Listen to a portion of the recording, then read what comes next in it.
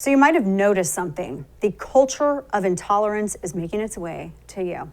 Now, more and more, it seems that we're all being forced to comply with things against our will, to say things that we don't believe, to go along with ideas that we don't really trust, to put things in our bodies that we still have lingering questions about that haven't been answered. And we've all heard of cancel culture, of course. We've seen comedians and professors and corporate leaders and celebrities, everybody, so many people shouted down for having the wrong political opinion or saying the wrong thing. So many people have been canceled, often for just the smallest of offenses or no offense at all. And once canceled, that person often loses their ability to earn a living or even have good standing in society. How Maoist. This culture of intolerance that forces compliance comes in many forms. And for a long time, it probably felt like this culture of intolerance was a long way off, a phenomenon that wouldn't affect you. This canceling thing, it happens to other people. But as you've seen, even with the Nicki Minaj story, nobody is safe from these intolerant attacks anymore. Which brings me to these vaccine mandates. The culture of forced compliance is making its way to your neighborhood and your household. 80 million people are suddenly at risk of having their entire livelihoods canceled by vaccine mandates enforced by the private sector. The latest is United Airlines. They announced suddenly that they are going to put anyone who is not vaccinated due to either a religious or health exemption on unpaid leave. Watch. So for all of our customer-facing employees, so a pilot, a flight attendant, a gate agent, anyone that a customer would interact with, for those exemptions, we're going to work to find some other places for people to work. But alternatively, they're going to go on temporary leave on September 28th until we get to a point where we think COVID is enough that it's safe for them to be back in the workforce. Doesn't matter if they have natural immunity or not. Science. Listening to United CEO Scott Kirby, you would think that forcing loyal employees, many who served the company for decades, right to the sidelines without any pay, you think that would cause Kirby to lose a little sleep.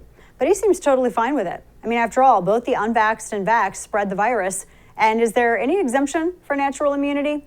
No. Studies show that those with natural immunity are protected just like the vax, perhaps even better, according to some studies, but no one seems to care or talk about it. Can't ask questions. United Airlines claims that it will find a job for its unvaccinated employees away from customers. I'm pretty skeptical about that, though. I mean, after all, airlines are in the business of moving and being around people. And we should point out that this policy isn't backed by science. It's backed by forced compliance and a spirit of intolerance that seems to be everywhere you turn in America today. But it's not just United Airlines. Thousands of companies are doing this to their employees, many of whom loyally served when there was no vaccine. I remember the beginning of this pandemic. People had so many questions. Nobody knew what was going on. There was so much unknown. And so many flight attendants and pilots, they still showed up, just like the teachers and the police and so many others. And the people who work in hospitals, they did their job. Their repayment? Well, if they're unvaxxed and they work for United Airlines, unpaid leave and never being allowed to work in front of customers unless they comply with that mandate against their will, well, then they gotta go. Many will buckle under this pressure. There are bills to pay, they got kids to raise, and it's understandable. Everybody's red line is different. But you should be troubled as a nation. We all should. Yet it doesn't seem like a lot are. Enough are, but are there? Instead, this culture of intolerance and forced compliance, it's growing, and it's no longer happening to someone else. It's happening to your neighbor, your friend, your family member. And if it hasn't already, it may soon happen to you. It's time to speak up and push back against this ugly culture of intolerance and forced compliance.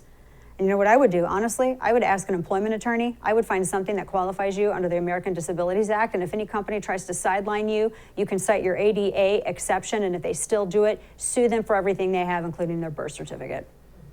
It's time to be very difficult. It's in your American DNA.